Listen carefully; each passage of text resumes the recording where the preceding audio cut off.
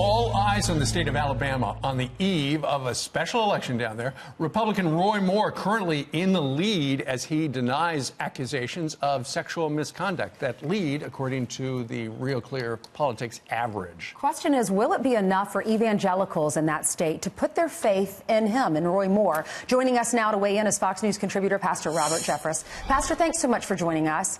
Good to be with you. Good to see you. You know, there's not anyone that's going to be for child abuse or all these allegations that all these women have come out against him. As a female, I have a big problem with the fact that he is running. However, I understand the issue of you have to put the party first because his opponent is, you know, most of these Republicans dislike the establishment. They distrust the media. And then his opponent has an extreme view on abortion. How do you justify it as a Christian? Well, look, for me as a Christian leader, the issue is not about politics or party. It's about morality. And look, Christians above all people have a zero tolerance level for any kind of child abuse. Jesus said it would be better to have a millstone tied around your neck and cast into the sea than to harm a child. But here is the evangelical dilemma in Alabama about this election. Evangelicals can choose Roy Moore, who vehemently denies the very serious allegations of child abuse from 40 years ago, or they can choose Doug Jones, who openly and proudly embraces the most extreme example and kind of child abuse, abortion.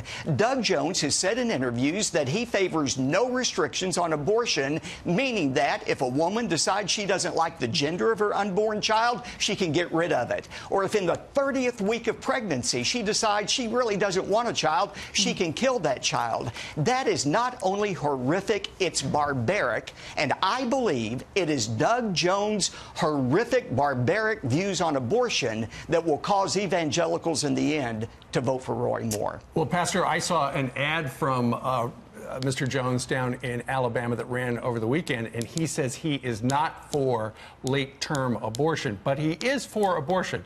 And you're saying that evangelicals are going to vote for Roy Moore. They're going to hold their nose, essentially, and vote for Roy Moore over abortion. That's what you're saying, right? I think that's what it comes down to for many evangelicals. And by the way, Steve, in his interview with Chuck Todd on Meet the Press, he said absolutely no restrictions on abortion. He later on said in an interview that he was only pro-life after the child was born. So I believe he may be backpedaling a little bit, but you know what his real view is. And Steve, look, and Ainsley, the reason this is important, this is not just hypothetical, theoretical talk. The next senator from Alabama is going to play a key role in confirming President Trump's conservative judiciary. These judges will make life and death decisions about children, and that's why those who are really concerned about children and the future well-being of children may put that ahead of Roy Moore's alleged past. Yeah. Pastor, out of curiosity, what are you doing in Washington today?